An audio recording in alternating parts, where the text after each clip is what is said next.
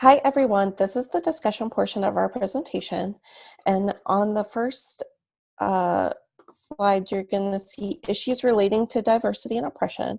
All of our group members are from different backgrounds with different life experiences, and we all have different levels of social work experience. My name is Amanda. I'm from Ohio. I have a 5-year-old daughter and an 18-month-old son. I have an associate's degree in human and social services and a bachelor's degree in social work.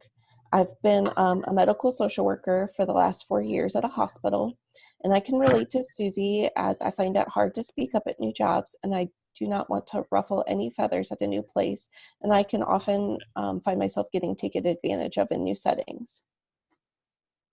Hi everyone, again, I'm Beverly. Originally, I'm from Omaha, Nebraska, but most recently I relocated to Dallas, Texas, and I've been here for almost a year now. Most of my family is currently living in Nebraska, but originally from Mississippi, southern area. I'm 28 years old and I don't have any children. In undergrad, I studied psychology and communication, so I didn't really focus on sociology or social work. I have absolutely no human services experience, with the exception of slight volunteer work that I've done within different roles and organizations that I've worked for. When it comes to characters that we talked about today, I relate most to Susie.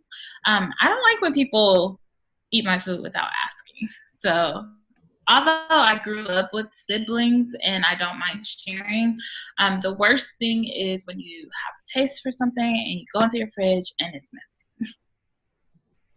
Hi everyone, I'm Sam. I was born and raised in Pennsylvania. Most of my family lives in PA and I still live at home with my family. I'm 22 years old and I don't have any kids. I have a bachelor's degree from the University of South Florida and I have my bachelor's degree in psychology. My current job right now is working in an autistic support classroom, and besides a few internships, this is my first real experience in the field, and I've only had the job for about a year.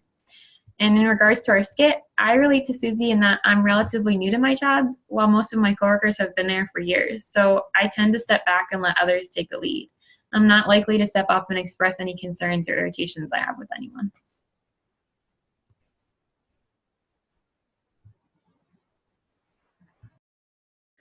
I'm Sheree Williams. I was born and raised in Camden, New Jersey. My family is from North Carolina and Camden, New Jersey. I have a 12-year-old daughter. Her name is Lyric. I have a bachelor's degree in sociology from Rutgers University.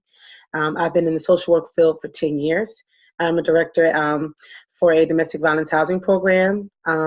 In reference to our skit, I can relate to Susie because I believe in respecting other people's space. I take my job very seriously and I have a great work ethic.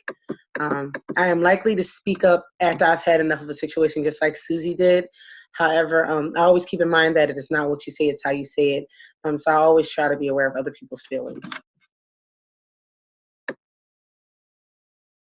Within our skit, Susie and Karen are from different backgrounds and view personal space differently. They each also have their own definition of important events that they can leave work for. In regards to the work environment and culture, Susie, being new, does not know the norms of that office culture. She could be afraid to disrupt it.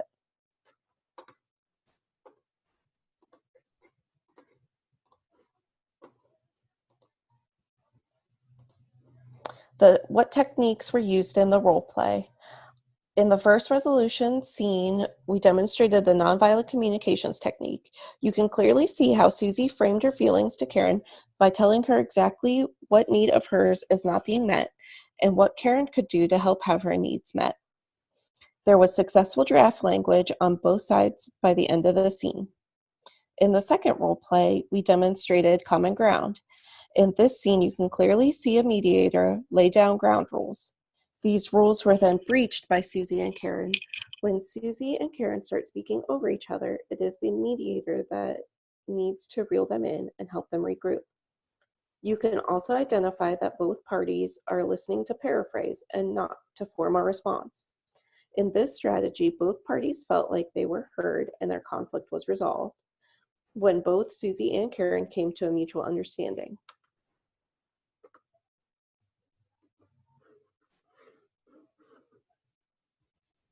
How the techniques were used in the role play.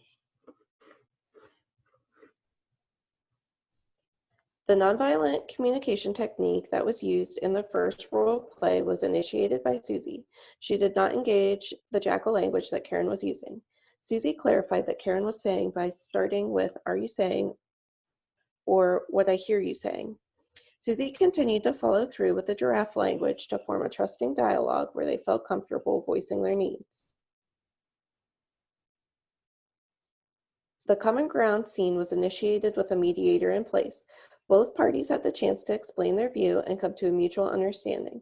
In this scene, the mediator helped Susie and Karen discuss their issues without letting them interrupt each other.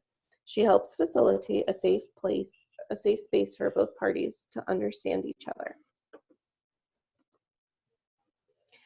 What stage the group reached and how do we know this? We decided that our group reached the community stage. In this stage, our group had a good understanding of who we all were and how our personalities worked. In starting out, our group started in the pseudo community stage. Everybody was friendly with each other and just getting to know each other. At first, our meetings were brief and consisted of small talk and the weather and how the week had been. As the weeks went on, our discussions became less formal and more insightful to each other's personal lives. As we moved out of the pseudo-community stage, we moved into the chaos stage, which was our brainstorming stage. No one really had a clear idea of what the topic should be. There were a lot of ideas being thrown around without anyone really stopping to consider one another's. One group member had an idea to have a coworker stealing lunch, and another group member thought that our topic should be bullying. This was the stage where conflicts and disagreements came in. Everyone had good ideas, but we could only see our own ideas as being the right one. And after the conflicts and disagreements all went away and were settled, we reached a point of agreement where there was a commitment to work towards our common goals, which was to create a skit that would display NBC and common ground strategy, as well as create a PowerPoint for our presentation. So that is how we reached our overall community goal. And our group overall really meshed well together. We often met in the evening, which gave us the opportunity to connect on a more personal level. We were able to meet both Sheree and Amanda's daughter, and they're both adorable. Sheree's daughter is almost a teenager, and she told us last week that she wants an Instagram. Everyone overall respected each other's ideas and gave each other time to speak. By having a understanding as a group, we were able to create this inclusive environment to ultimately meet all of our goals and objectives. And that is how we got here today. In this stage, we are able to resolve conflicts and respect each other's opinions. We were able to have disagreements on how to complete assignments and still be friendly after.